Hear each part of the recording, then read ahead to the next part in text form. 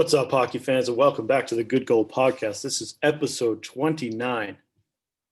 I'm Christian Brady here in Clemson, South Carolina at the Stadium Suites, and that's Matt Tiart at the Tigertown Villages across town. Matt, how you doing? Just give random people our address. They don't know our address, dude. Hey, you know what? If anyone who listens to this shows up, I'll probably just say, you can sleep in my bed. I don't really care. My extra bed, not in my bed. All right, we're off to a rocky start. Trying out this new coffee today. It's not bad. Live review. Yeah, you're just like Portnoy. I know. I am Portnoy. Just as electric. One sip. Everyone knows the rules. Yeah, drink the whole thing. I'm gonna go 5-6. That's a review. That's not very good. No, it's not that good. All right. We got a lot of topics today. Christian, just dive right in. Okay, yeah, we're 1 week in and we already got a bunch of stuff going on. So we're going to start with the coronavirus. The Hurricanes have had COVID troubles within the organization. Their game at the Predators on Tuesday was canceled, and the status of their game tomorrow, Thursday, where they host Florida, is undetermined. They haven't practiced since, so I doubt they play. But already some troubles for the Hurricanes. Hopefully they can deal with it quickly. They are the only team other than Dallas to really have significant issues with COVID. So knock on wood, fingers crossed that remains the case. Obviously, we know there's going to be issues like this. The league has structured in off days for plenty of teams and even days in between where they're in cities where if they have to move games, say from one game to the other, they could have to play 3 days in a row, but at least they'd be able to get it in a month later or so. The light travel schedule makes it easy to make up games. So unlike the NFL, where it almost bit them in the butt, the NHL has planned for stuff like this where games have to be canceled because, of course, it's going to happen. And the Hurricanes hopefully will quickly be back on the ice. Yeah, it's kind of like, it reminds me of MLB when, like, Miami tested positive and everyone was like, oh, it's over. And somehow they got to the end of the season. So, yeah, there were no really significant issues after that. Yeah, I mean, several teams tested positive, people going to strip clubs, whatever. We knew that was going to happen. Yeah. But, I mean, we're going to see – hopefully we don't see a lot more of this with the vaccine already in distribution. But hopefully this is one of not many cases. And like you said, you already mentioned that the NHL and Bettman have already done a really good job of putting in days to counter this. So. Mm-hmm. All right. Well, speaking of Florida, we have a pandemic going on. What? Huh? Yeah, I haven't heard about that. Me neither. Where's my mask? Yeah, we heard that COVID transfers through Zoom now, so we might have to cancel the podcast. Yeah, that's right. Keith Yandle was nearly scratched, nearly ending his 866 at the time game streak, the longest active Ironman streak and the fourth longest ever in the NHL. He was nearly scratched to end it to start the season on Sunday, but he was the last-minute addition to the lineup. He scored his 100th goal in the first game against the Blackhawks. And again, last night he had 2 assists, so that's 3 games at 2 points, both in wins against the Blackhawks. His streak is up to 868 games, and I've always had an allegiance to Keith Yandle because he's from near me, but also he's voted one of 2 funniest guys in the league behind Kevin Hayes, who's also from Boston. The best one. Yeah, the best one. So I really like Keith Yandle. I think he's a great offensive player. Matt, you mentioned that a lot of Florida fans, and also, which I don't know how many of those there are, and also literally the furthest point from Canada in the U.S. Well, there's a lot of snowbirds down there, so I'm sure there's a lot of hockey fans who will go to Florida games. That makes sense. But a lot of fans and their new GM have tried to distance themselves from Keith Yandle because he is a very riverboat gambler type player where he's just stepping up into plays, trying to make offensive contributions to the team and maybe sacrificing defense and sometimes in that way. But I like him as a dude. I think he's a good offensive player, which can add value to your team. So I want to see his streak go as long as it can. I mean, he got hit in the face with a puck, and he played the rest of the game and the next game. And also, he got traded from New York to, or from Arizona to New York, and flew on a private jet the day he got traded so that he could play that night and he They wouldn't miss could his keep his streak. Ironman. So Yeah. he's done anything he can to keep that streak alive, and it would stink if it ended because of like trying to give a young guy a shot. I mean, of course that's important for your team, but you'd hate to see it end in a thing like that. So Yeah, you said riverboat gambling type of guy. I immediately yeah, thought of Step Brothers, where he's like, "Dad, I want to go on riverboat gambling trips." yeah, Like, exactly. Yeah. he's like, we've literally done none of those things.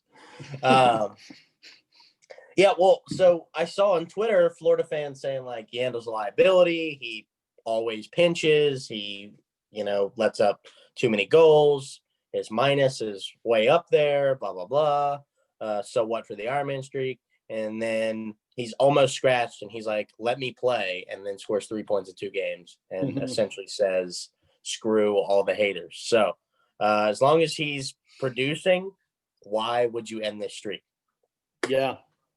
Yeah, and it just shows the power of social media. If you don't think you can affect a game as a mass group on Twitter, you definitely can, because I have a hard time believing that Keith Yandle didn't start this game because of the enormous roar from Twitter saying he should be in this game. Yeah. So, hey, it's the power of Twitter. I guess we're in the right spot, man. Speaking of producing, the most Nice. critical line, the line that we are most critical of on this podcast, has actually been producing. Through 4 games, Tavares has 6 points, Marner has 6 points, and Matthews has 4 points. So the highest paid line in the league by far. And it's about time they start putting points on the board. Yeah, they have 16 combined points over 4 games between the 3 of them. Tavares is 3, 3, and 6. Marner has the same line, and Matthews has a goal and 3 assists for 4 points. So Tavares and Marner are tied for the lead in the league, along with Jack Hughes, who's also producing well for the first time. He really didn't have a great year last year, but there are rumors going around that he gained up to 15 pounds of muscle during this short offseason, which I remember happening to David Pastrnak after his first short stint in the NHL. In his first year, he gained a lot of weight the next year and scored 28 goals or something like that. So maybe that's the track we're on for Jack Hughes.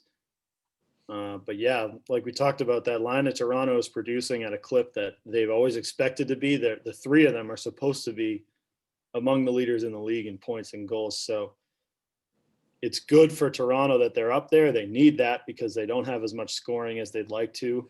Again, because that's the highest paid line in the history of hockey. I'm willing to wager that. So definitely important for that team.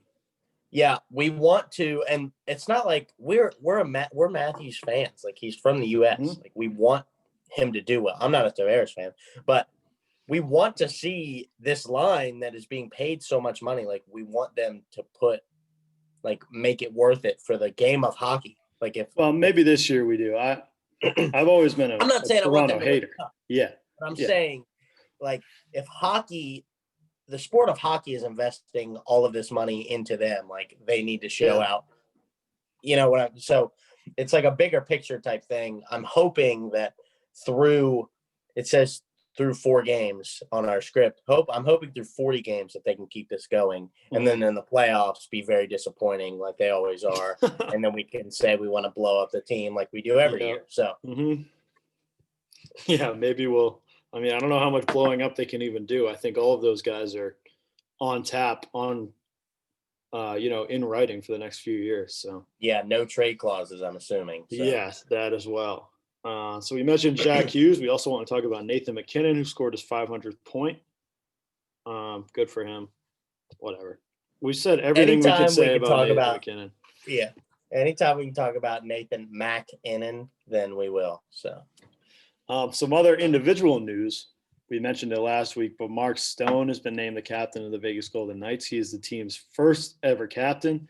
And you and I were discussing this, Matt. It's an interesting move on their part to pick he was a free agent signing, right? Or was he acquired via trade? No, I think they got Ottawa? him. I think they got him from Ottawa. Yeah, they did. I didn't know if it was by trade, but either way, he is known to be their leader. He's their points leader, basically, their goal leader, and their leader in the room.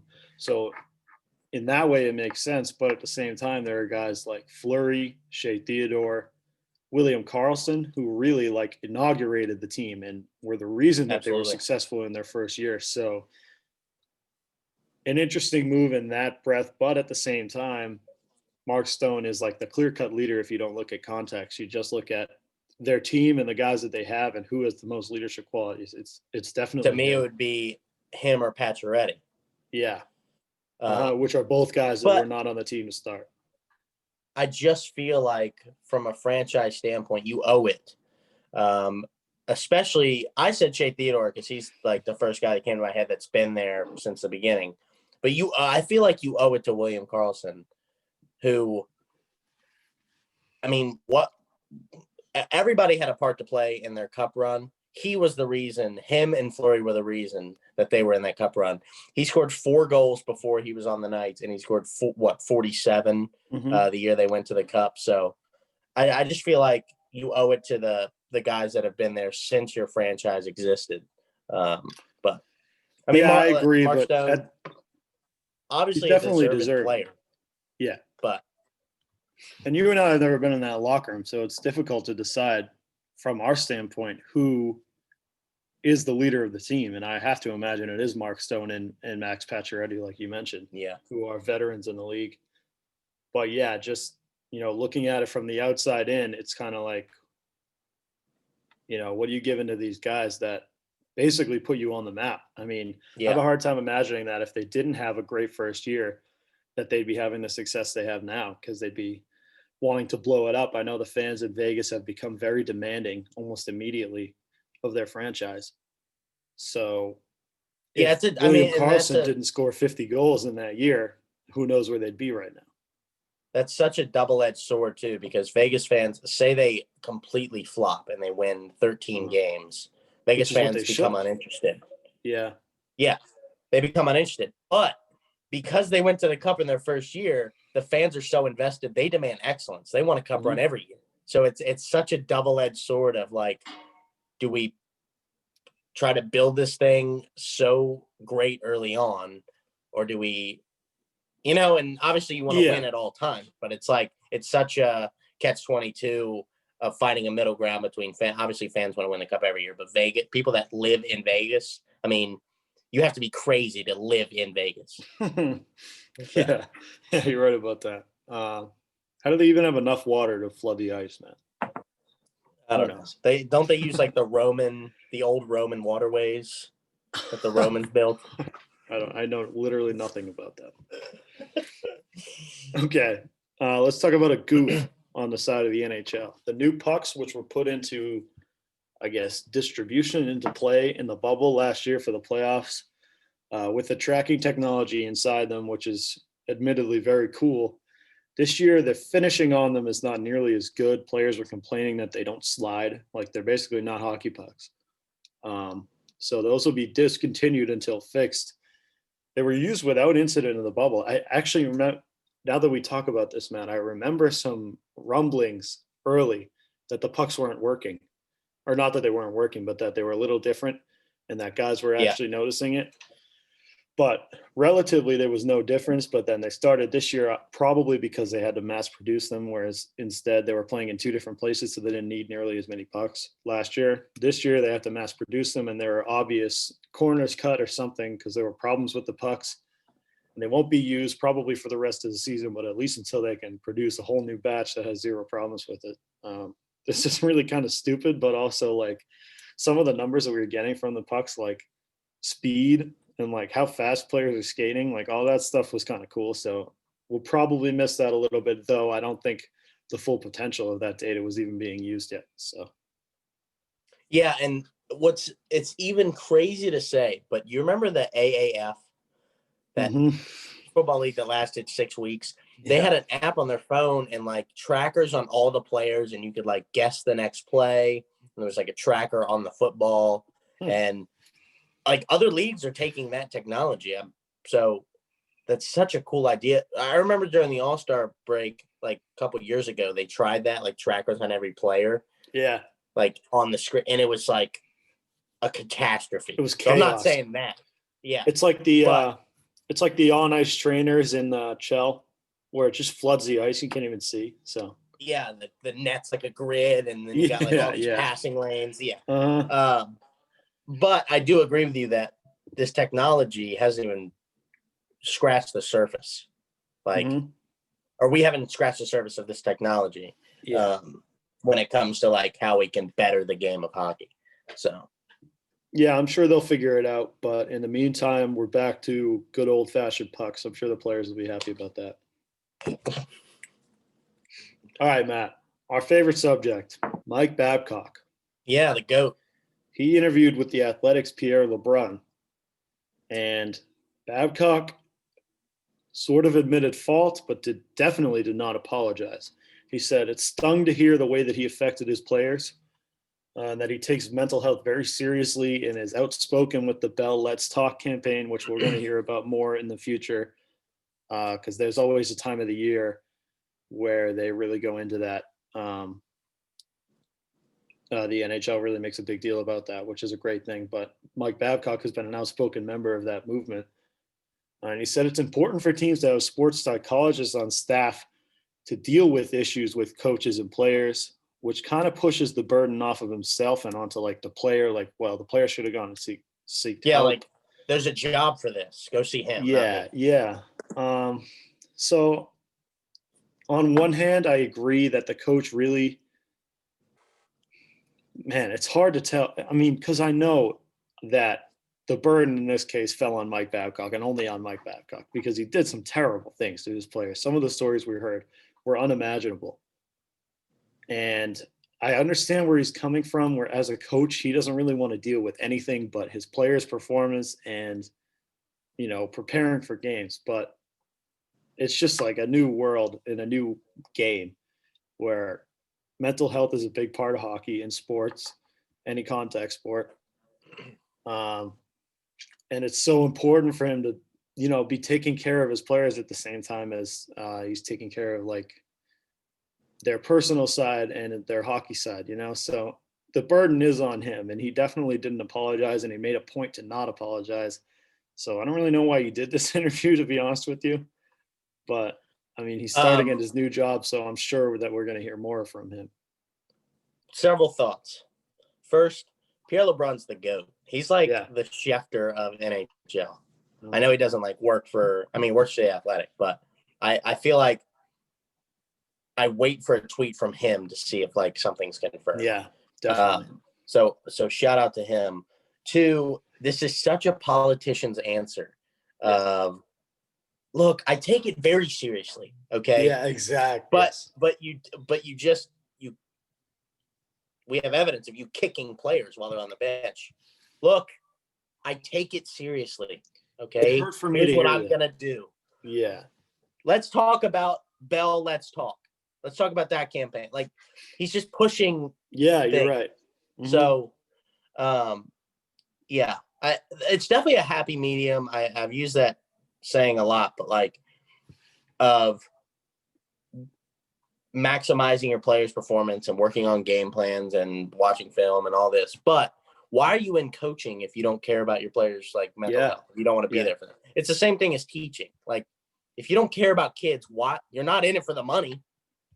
So yeah, I don't know. I mean, I agree with him that sports psychologist, it's very important because mental health, thank God, is finally getting the light that should have been shined on it a long time ago. But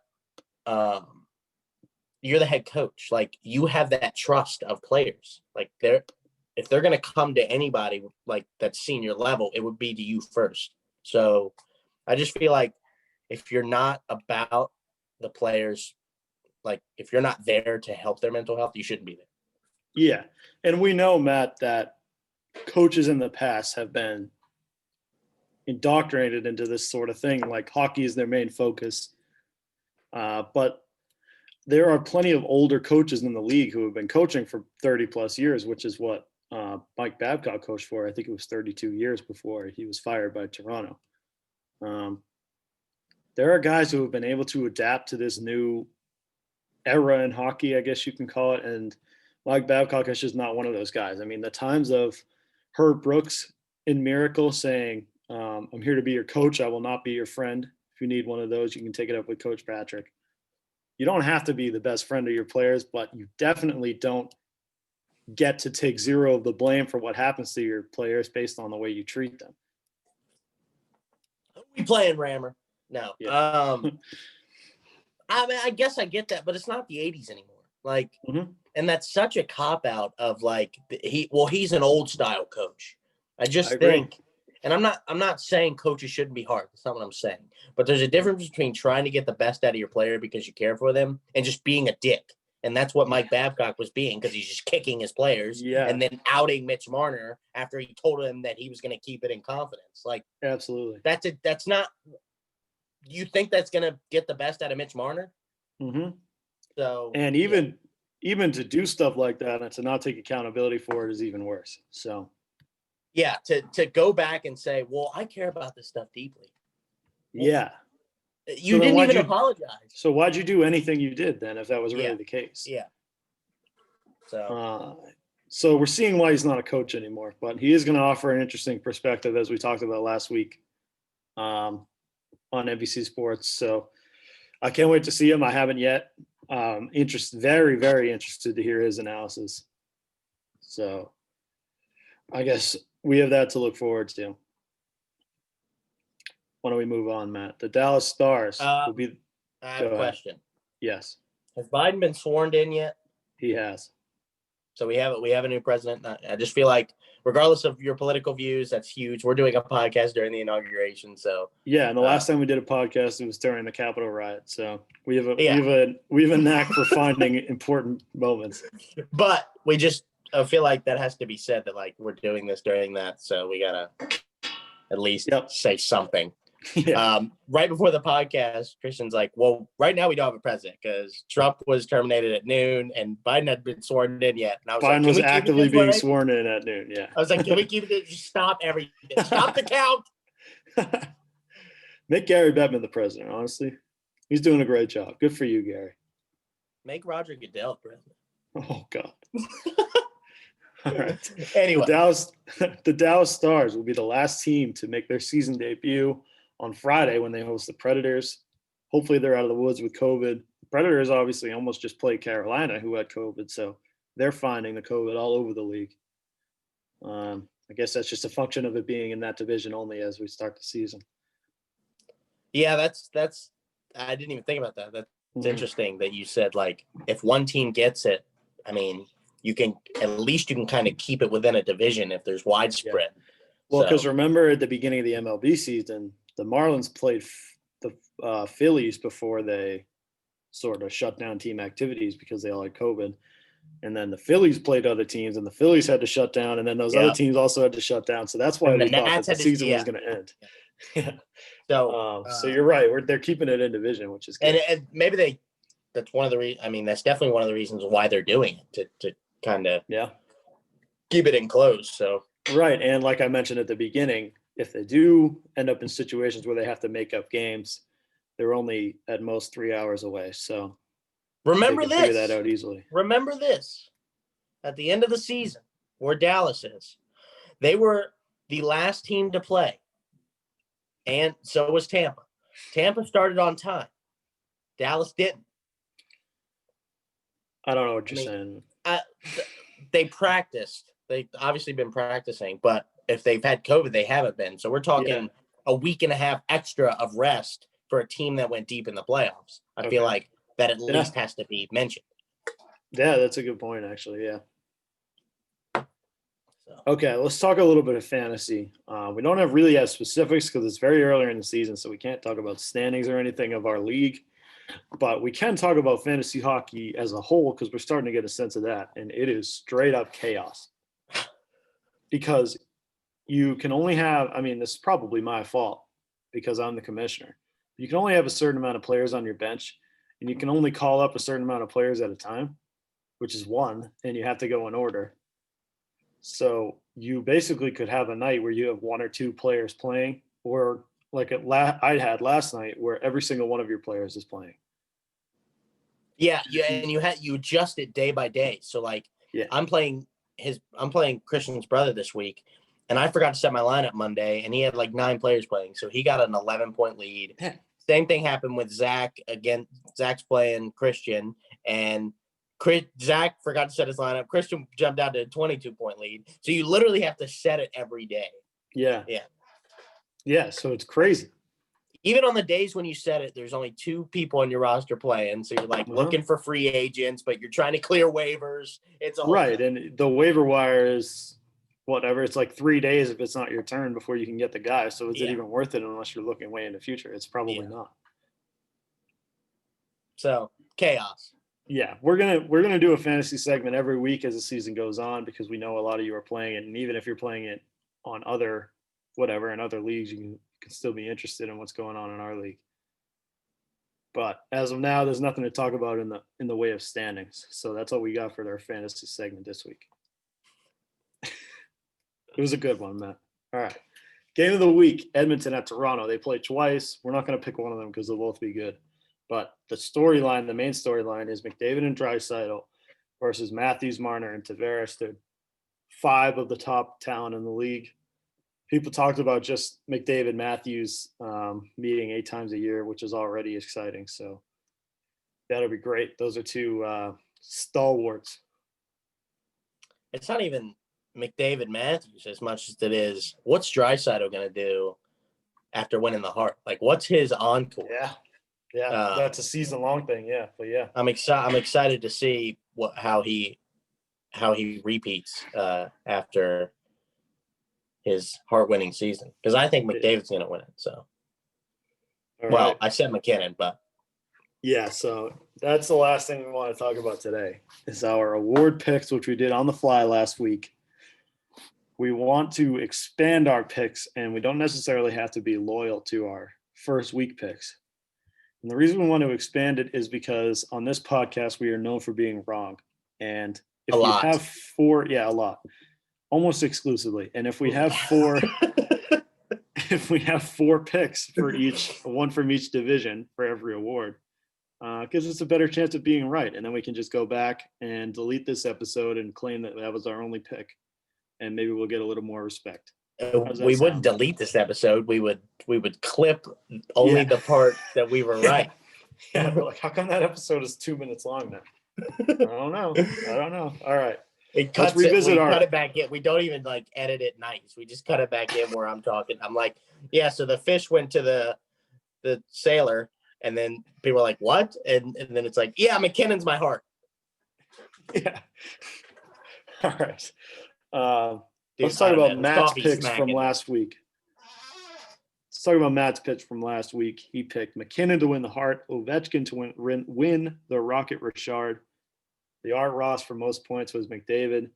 Best defenseman, the Norris, Carlson, and the Vezina for the best goalie, Braden Holtby. My picks were Panarin for the Hart, Pasternak most goals, McKinnon most points, Hedman best defenseman, Carter Hart, Vezina trophy winner. Okay, so we're only a week in, and I want to point out Ovechkin only has 1 goal.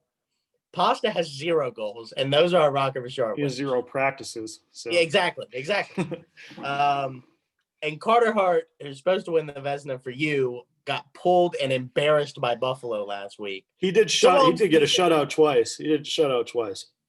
I will say that is one of my picks I am planning on flexing.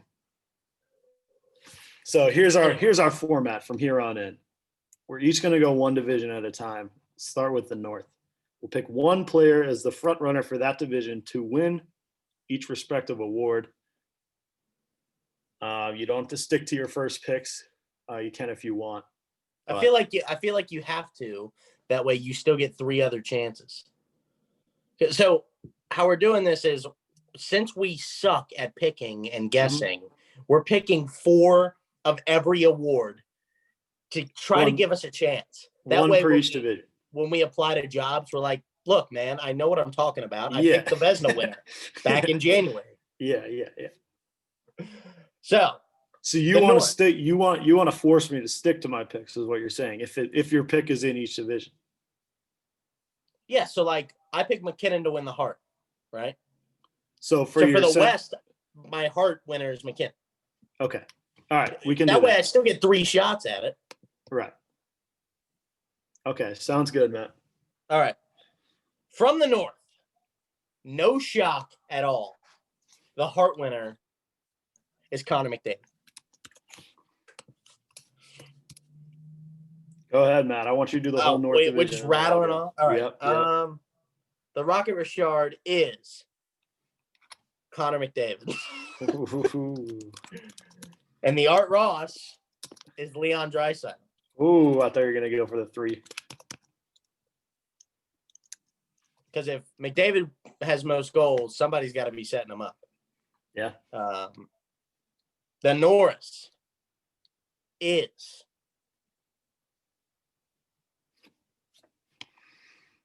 Giordano. I don't know. Okay. He's a former winner.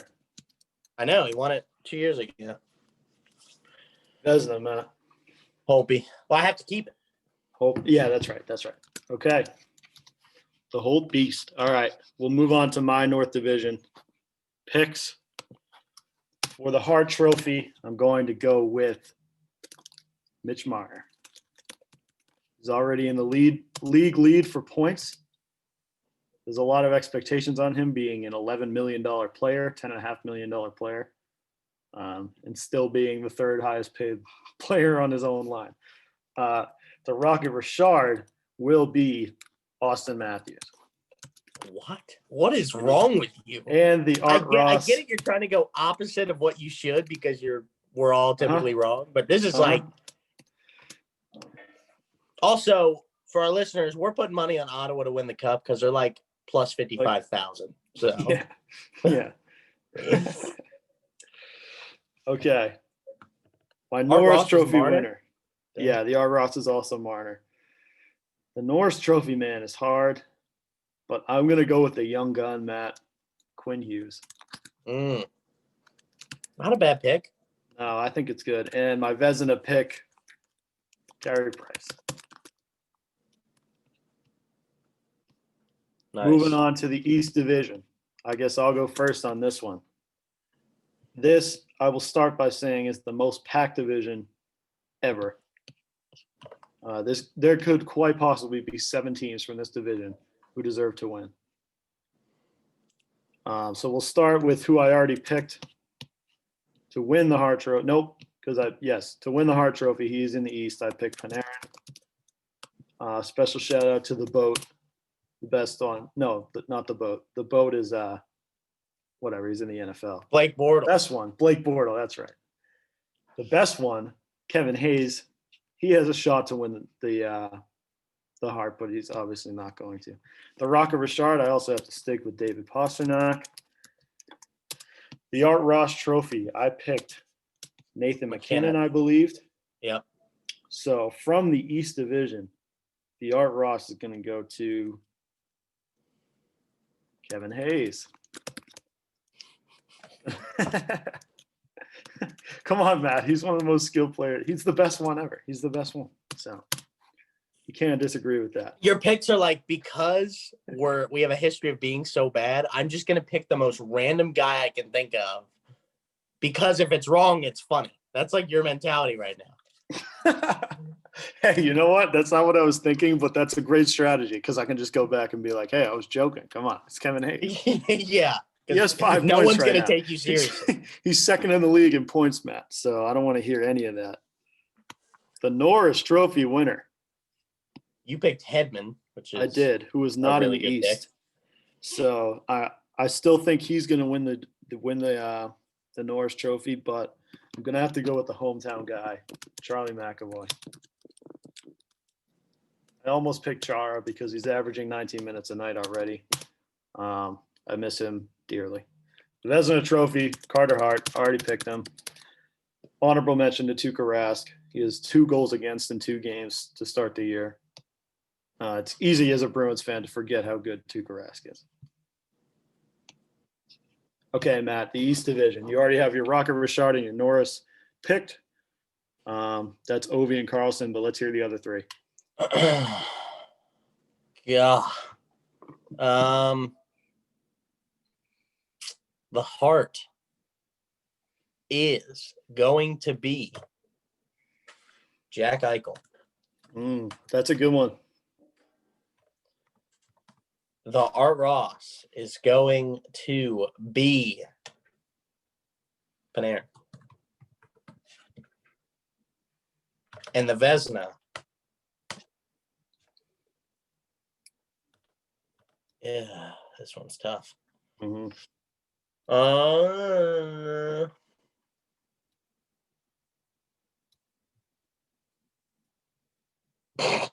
There's so many good goalies. I mean, let's just go down who could win, who could legitimately win it. I'm going to go Varlamov. Carter. Yeah, okay. I'm going to go Carter. Crazy. Hutton. That is wild. Carter Hutton from Buffalo. He thought I was going to say Carter Hart. The whole world was sitting on the edge of their seat going, he's already said Carter. Could it be Hutton? Yes, it is. All of your prayers are answered. Oh my God. Carter Hutton's winning the Vezina. So according to the Good Goal podcast, Carter will win the Vezina. That is right. Except Okay. I have Holtby, who is not off to a great start. Okay, Matt. Central Division. It's on you. Let's hear it. Oh, great. So I get the worst division. So the Central is impossible to pick from. It's actually impossible. But go ahead. All right. Do I have anyone? No, I have no one picked from the Central as my actual awards, which makes this worse because I have to pick all of them. I'm in the same position. The Central. Who will win the Hart from the Central? I'm going to go Tyler Seguin.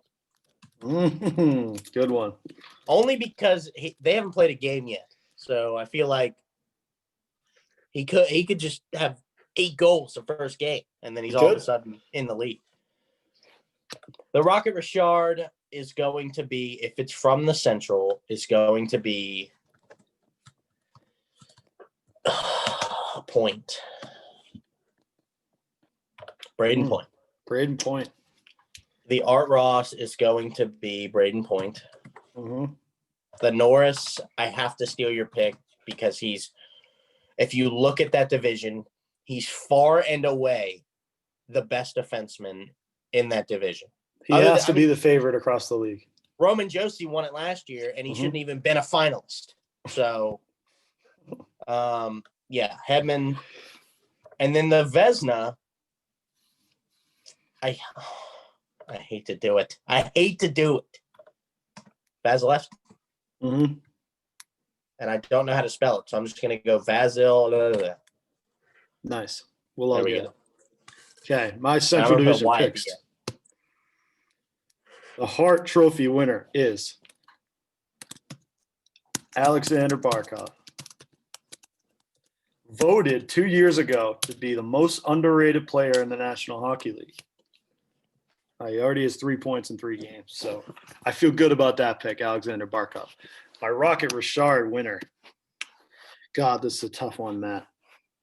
It's because if Kucherov was healthy, he probably would have stolen all of those awards from me. Yeah, he'd win all 5 somehow. God, the most goals in the Central Division. 2 years ago, Tampa stole all those awards. Yeah. So, well, Rocket Richard was Ovi, but the most goals in the Central Division will be Patrick Kane. And the most points in the Central Division will also be Patrick Kane. Norris is Victor Hedman. He is my league pick. The Vezina winner will be Jonas Korpisalo. Best goalie in the Central Division. He has to be in order for them to win. Matt, he has the most saves ever in an NHL game. Don't even laugh at that. It's not funny. That's an unbelievable stat because it's true. But it's true. You didn't preface it with he essentially played 3 full games in 1. So he let up 2 goals, Matt. 3 goals. 3 goals. Okay, when you're in 5th overtime, you're just like, throwing the puck like from the center line, hoping it gets there because you're so tired. Yeah, Matt, that's how easy that is. I've been there, done that. Yeah, I'm sure you have. All right, you're doing the West first. That's right, I am. Okay, this one is easier because there's only 4 teams basically in this division. I also want to say before you start, if any of our listeners have made it to this point, we thank you. Yeah, thank you very much. Because we know this is boring, but it's really fun for us. So, okay, the West Division Hart Trophy winner. It's obvious. I'd be surprised if we both didn't take this. Nathan McKinnon. Well, I have to. Mm-hmm. The Rocket Richard for most goals. I'm going to go with the captain, Mark Stone, of the Vegas Golden Knights, and the Art Ross, McKinnon as well. Here's where it gets fishy. The Norris Trophy winner. So difficult to pick from these guys, but I'm going to go with the young guy who I think you picked for Vezina. Is that the case, Matt? I picked Holtby for the Vezina. No, sorry, for the Norris. The Norris. No, I picked Carlson. Okay. Well, the Norris winner is Cale Makar from the West. And the Vezina winner is Robin Lehner. Philip Grubauer. Oh, nice. Mm-hmm. I figured you were going to go Lehner. All right. It's tough because I think those guys are going to split time, man. Yeah, that's true. That's true. Although Fleury has a sword through his back, and the sword says betrayal. Also, if you made it to this point, add us on Twitter. Send us your Hart, Rocket Richard, Norris, Vezina, Art Ross. Send us those pics. Comment on YouTube. Hit the subscribe button. You know what YouTubers do. Yeah. Smash that subscribe all good button. Things. Yeah, all good things. All right. Matt T. Art's West picks, which are going to be winners, guaranteed. The Hart is Nathan McKinnon. The Rocket Richard is going to be Mikko Rantanen. Oh, good one. The Art Ross is going to be Nathan McKinnon. The Norris is going to be, and it's going to shock everyone that I'm saying this. Uh-oh. Oh, it's going to be Erik Karlsson. Oh, big time comeback for Erik Karlsson. Yeah. And the Vezina is going to be, and this is who should have won it last year, Darcy Kemper. Mm-hmm. Well, he got hurt, but had he been healthy, he was. You'd be dumb not to think of him at least. So now we're not going to read them out because there's 1,000 names on this list now. But those are our picks. Yeah. Just know, by the end of the season, hopefully, one of us is right on one of these awards because we got 4 chances at it. If we're not, Matt, I don't know what the future of this podcast is. Well, I also said if Karlsson doesn't win the Norris, I'm never watching hockey again. So we're just John Karlsson, not Erik Karlsson. Yeah. Well, then a Karlsson's winning it. Hey, true. And I definitely lied on that because I'm watching hockey. I'm also watching anybody. I was telling my roommate last night, shout out to Thomas. He sat there and watched the entire Caps Pens game with me. Good anybody game. But Sidney Crosby to win it in overtime. Mm-hmm. And guess who wins it in overtime? Sidney Crosby. Anybody but him. He's off to a hot start, man. He could easily win the Hart Trophy. Him and Gensel. God. Sidney Crosby is the best player in the world. People talk about McDavid, man. Sidney Crosby is the best hockey player in the world. But he's not going to win the Hart. We also know. It's like how Bill Belichick doesn't win the Coach of the Year.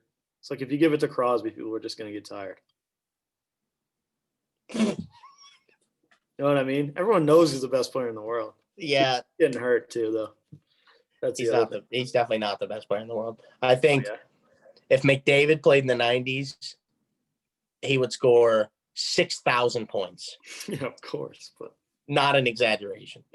Although Ovechkin would score 6,000 goals back then, Crosby would score 3,000 points.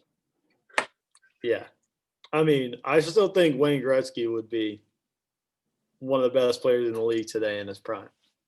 Or the best, probably. You still think? I do. Yeah.